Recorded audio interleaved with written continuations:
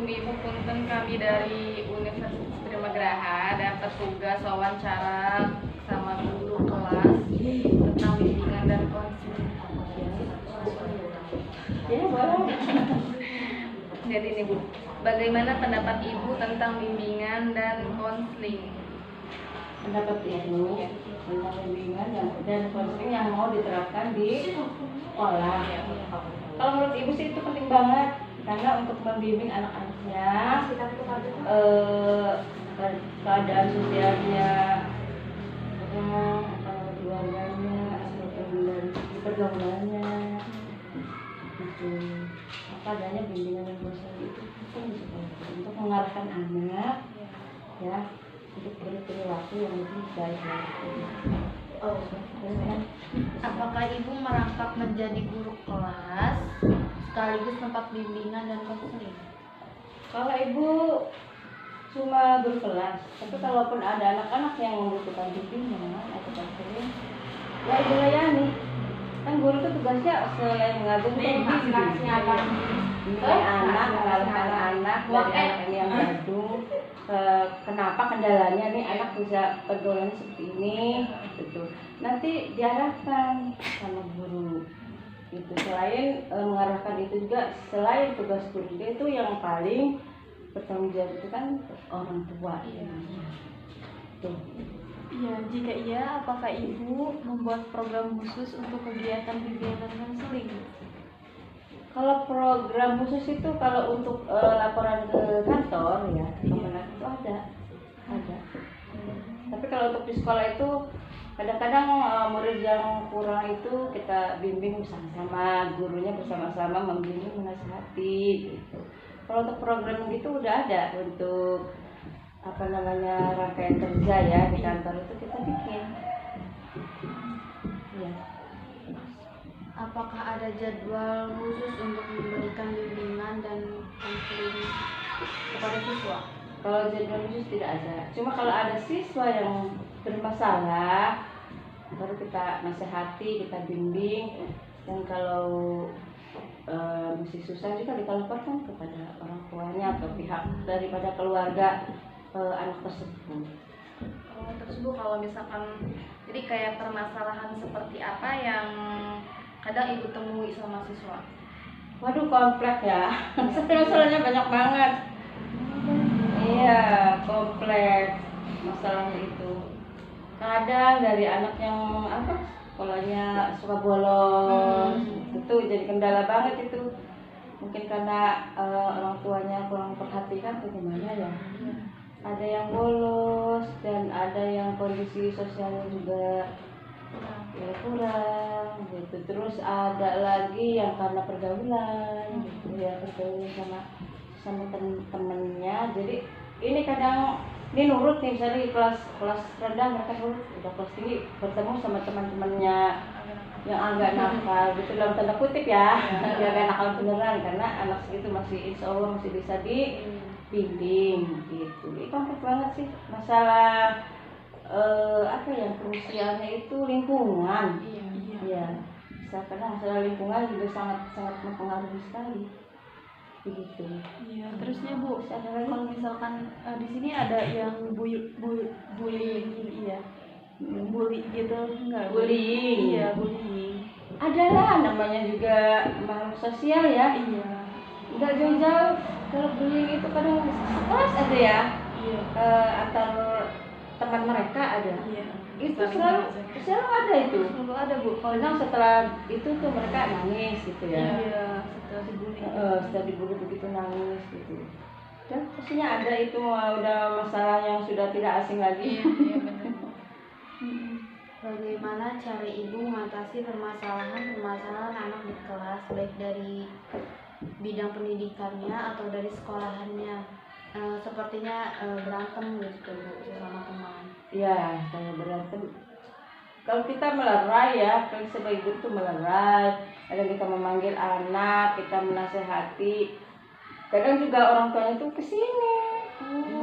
Iya, anak yang berantem, kalau tuanya kesini, anaknya sudah bermaaf-maafan, sudah main bareng, ya kadang orang tuanya ya. Hanya ibu kalau ada orang tua yang kemarin nggak kelas 5 ya, kelas ibu ya, Iya. ada yang berantem itu. Orang tuanya ke sini, kata saya, ibu mau ngapain ke sini? Ini berantem di sekolah. Nanti guru yang di sekolah yang menyelesaikan. Nggak usah orang tua ikut-ikutan. Ibu orang tua anaknya udah bermain tuh. Ibu masih dendam kata ibu sama anaknya. Nggak boleh begitu. Itu waduh ya Bu. Iya, anaknya ngadu gitu. Biasanya kan begitu. Biasanya jadi yang ribut itu karena orang tuanya gitu. Udah sering itu yang hal begitu mah mungkin udah lumrah ya. Cuma alhamdulillah pas sebagai guru itu kita bisa mendamaikan anak. Dan hari ini mereka berkelahi, besok berkelahi lagi. Gitu. Terus Bu, bagaimana perubahan siswa terhadap apa ya, jadi gimana perubahan siswa kalau sudah ada bimbingan perubahannya? Ya kalau mereka itu dibimbingnya memang apa ya?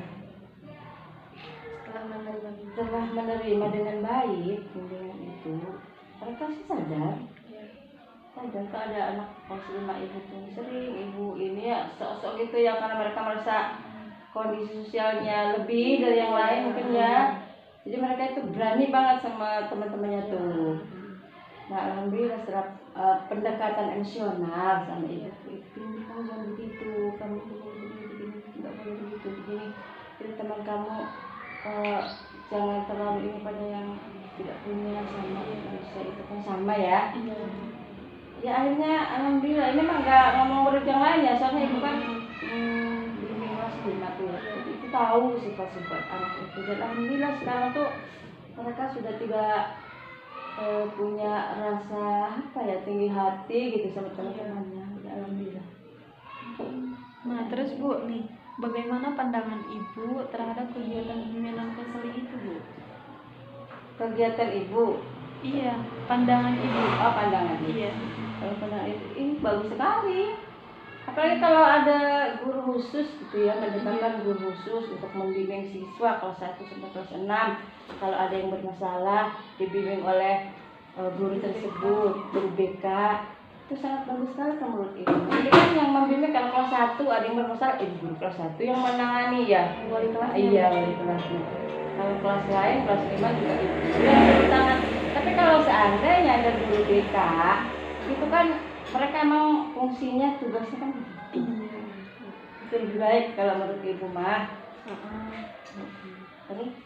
Apakah ada bimbingan untuk anak yang berprestasi atau yang berbakat Bu? Oh, bimbingan untuk yang berprestasi dan berbakat. Ya ada, sesuai dengan bakatnya masing-masing. Misalnya mereka apa ya, bakatnya di bidang olahraga misalnya ya.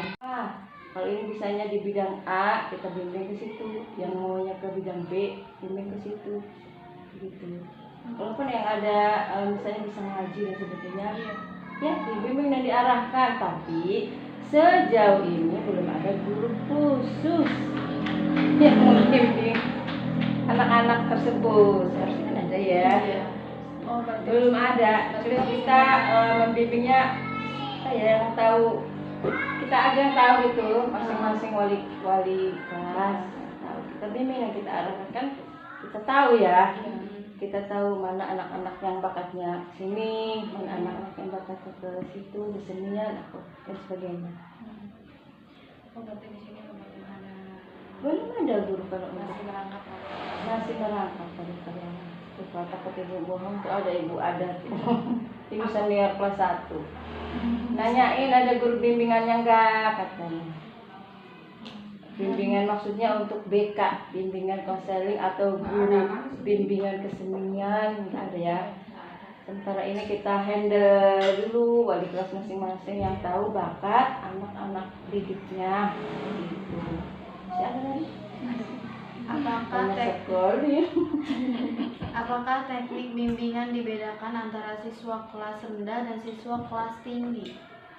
Iya, sesuai kemampuan mereka, sesuai kelasnya, sesuai kemampuan mereka. Dibimbing juga beda, tidak sama. Artinya kalau kelas rendah itu tidak sama lah dengan yang kelas tinggi, kita beda cara pembimbingnya.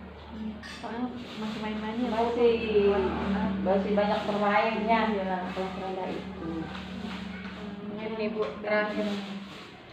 Bagaimana jika permasalahan peserta didik sudah tidak mampu diatasi dengan layanan konseling individu? Jadi langkah Ibu itu apa?